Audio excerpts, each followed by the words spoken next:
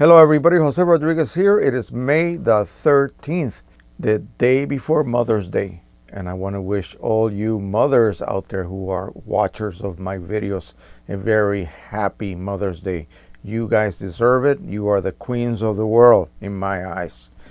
So today I have been reading a never-ending thread and I have responded to the person a couple of times, but I come to realize that he just doesn't have any clue about what he is trying to achieve. Basically is this, and it is the old saying that you cannot fit a square peg into a round hole.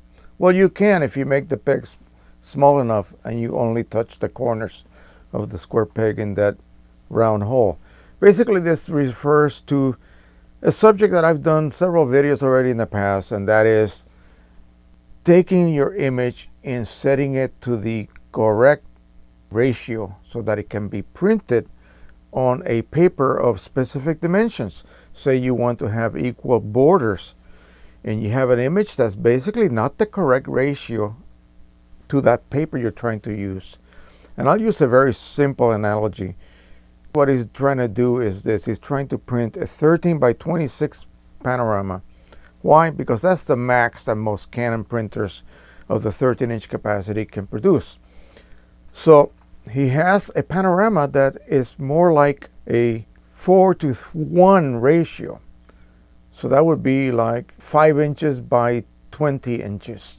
And he's trying to make it fit onto a 13-inch wide paper that is only just over 2 feet long. That's more like a 2:1 ratio rather than a 4:1 ratio.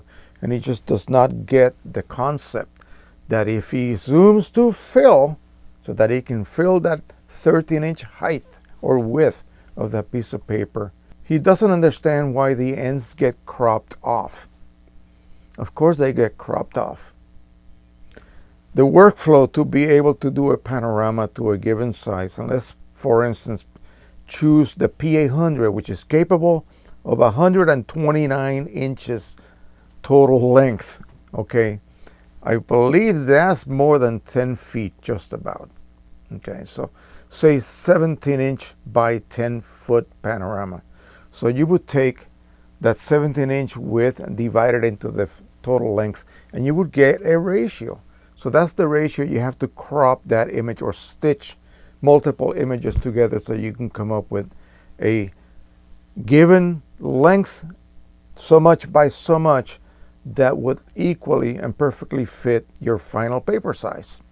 Otherwise, it's just not going to work. One easy method that I would use if you have a printer with roll paper capabilities is to set up your panorama. Say do it in Lightroom so you can set up a cell size. So you take advantage of the width of the paper. In this case, it would be 17-inch wide piece of paper. Let me just bring this example over here that I showed you in my previous video. Say I wanted to make this wide with an inch border, but twice as long. I would have to crop this image. I would have to crop the sides. There's no way that I could make it fit and still keep this particular ratio. Okay. To make it more rectangular, in other words, the same width, but just twice the length, I would have to crop it so that I have a proportionally shaped image that would fit in that size paper. That's the way it is. There's nothing you could do about it.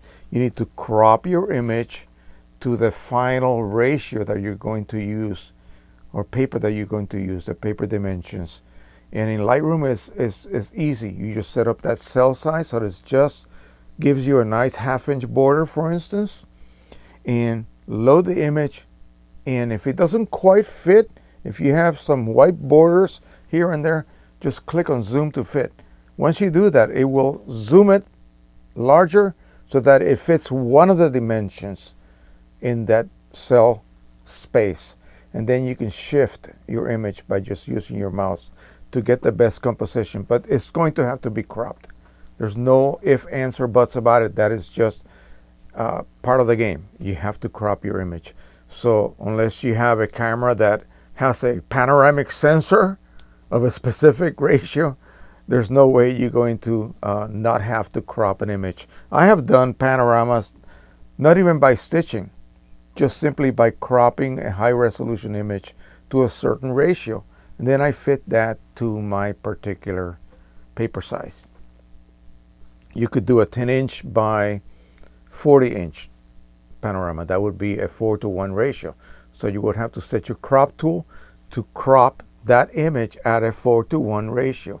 And you will see exactly what areas are going to be thrown away. In other words, cropped away. So once you have that set, it's just a matter of loading that image onto that custom paper size you create, either in Photoshop, in Lightroom, in QImage, whatever. You do that within the printer driver anyway. So once you have that all set up, it's just a matter of just loading that image, and it will fit because you cropped it to the correct paper ratio that you're going to use for that final panorama. So that's all there is to it, really. It's not rocket science. Again, a letter size piece of paper will not fit on an 11 by 17. It just won't. I would have to enlarge it. Oh, the guy wanted to know if he can just stretch one dimension. Well, yeah, unless you want everything to look elongated, you can do that, and it would look horrible. But yeah, it's possible. It's possible to do. It would just look totally distorted. That is it. Okay, I'm going to go upstairs and relax for the rest of the evening. I wish everybody who is a mother out there happy Mother's Day tomorrow. I hope you have an enjoyable day with your family. And so, until the next time, don't forget to subscribe, share, and like. As always, happy printing, everyone. Bye-bye.